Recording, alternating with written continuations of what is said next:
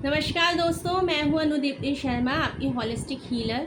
और आज इस वीडियो में मैं बात करने वाली हूं, अगर आपके घर में नेगेटिव एनर्जी है तो उसको कैसे पहचानें और कैसे उसको रिमूव करने के क्या क्या रेमेडीज़ हो सकती है। आज मैं इस वीडियो में आपको बताऊंगी।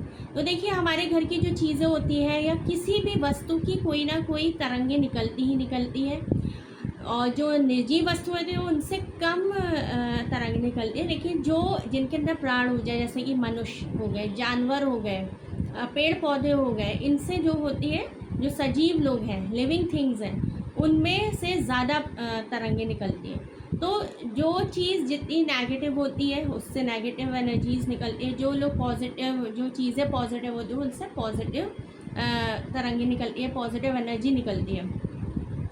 तो जैसे शराब है तो शराब से नेगेटिव वेव्स निकलेंगी, दूध है तो दूध से पॉजिटिव निकलेंगी। ऐसे ही लोगों का होता है, जो मनुष्य होते हैं, जिस तरह की भावनाएं रखते हैं, जैसी फीलिंग्स होती है जिस इंसान की, जैसी थॉट्स होती है, जैसे उनके कर्म होते हैं, तो उस इंसान की वैसी ही एनर्जी होती है।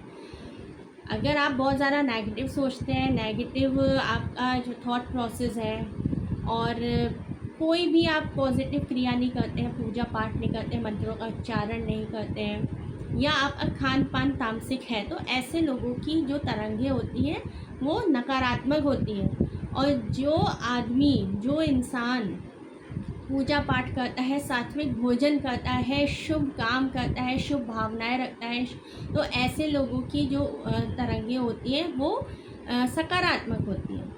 अब जब तरंगें काफ़ी टाइम तक इकट्ठा होती रहती है तो वह ऊर्जा का रूप ले लेती है, ठीक है। तो जिसके काम और भावनाएं और जो सोच विचार, रहन सहन, खान पान जैसा होता है, उसकी उस हिसाब से एनर्जी बनती रहती है। कुछ लोग होते हैं बहुत ज़्यादा गाली गलौज करते हैं, बुराइयां करते हैं, हर वक्त दूसरों के अंदर दोष और निकालते रहते हैं, तो ऐसे लोग नेगेटिव होते हैं और उनकी ऊर्जा भी नेगेटिव होती है, ठीक है। और वो पॉजिटिव लोगों को इफ़ेक्ट भी करती है। और जो लोग बहुत अच्छी थिंकिंग रखते हैं, दूसरों के बारे में अच्छा सोचते हैं, अच्छा करने की सोचते हैं, हेल्पफुल होते हैं, पूजा पाठ करते हैं, अच्छे काम करते हैं, तो ऐसे लोगों की जो ऊर्जा होती है वो सकारात्मक होती है, और बहुत सकारात्मक ऊर्जा, उनका आभा मंडल भी बहुत स्ट्रॉन्ग होता है, ठीक है। हम जितनी बार लोगों की बुराइयां करते हैं, जितना नेगेटिव सोचते हैं, डर है हमारे अंदर, एंजाइटी है, स्ट्रेस है, डिप्रेशन है, हर वक्त नेगेटिव चीज़ें सोचना, तो इससे क्या होता है, हमारा आभा मंडल सिकुड़ता चला जाता है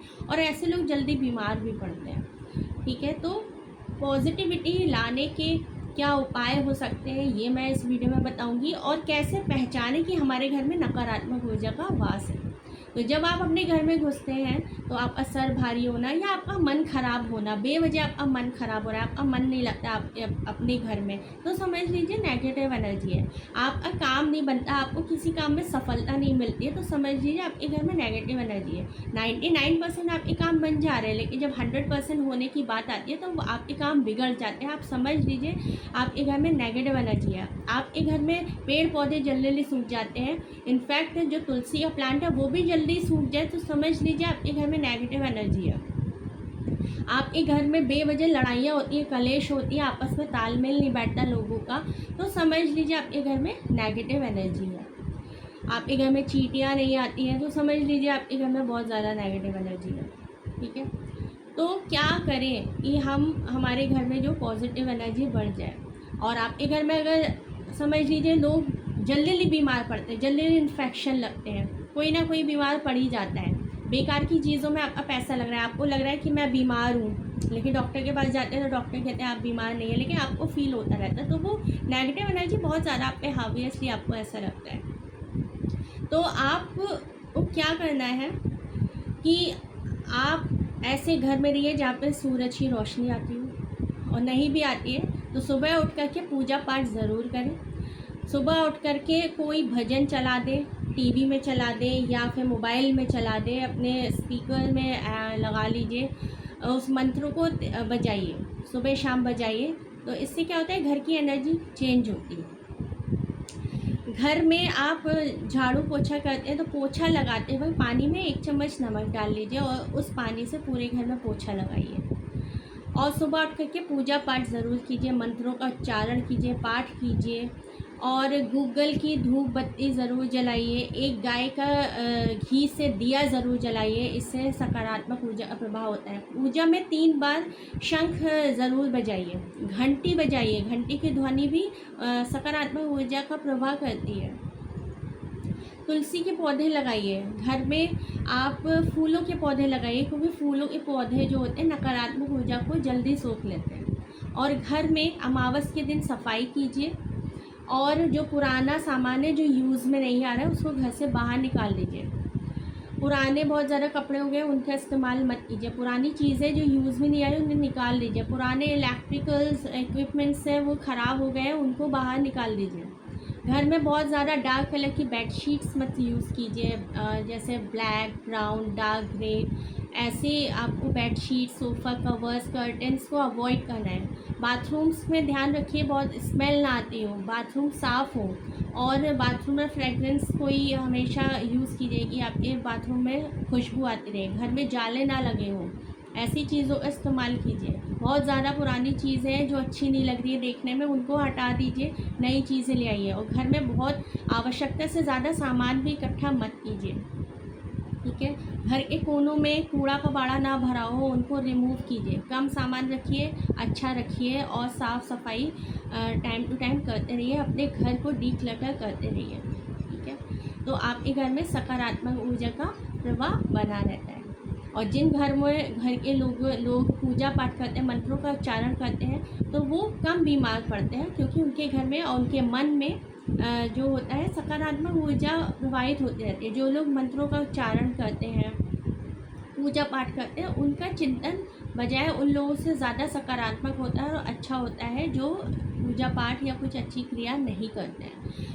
महीने में या 2 महीने में एक बार अग्निहोत्र क्रिया ज़रूर, या हवन यज्ञ ज़रूर करवाइए अपने घर में, ठीक है। पूरे घर में कपूर, इलायची और लौंग की धुनी दिखाइए, इससे भी सकारात्मक ऊर्जा का प्रभाव होता है, और आपके घर के लोग बीमार नहीं पड़ते हैं, हर काम में सफलता मिलती है, और उन घर के लोगों का आभा मंडल भी स्ट्रॉन्ग होने लगता है।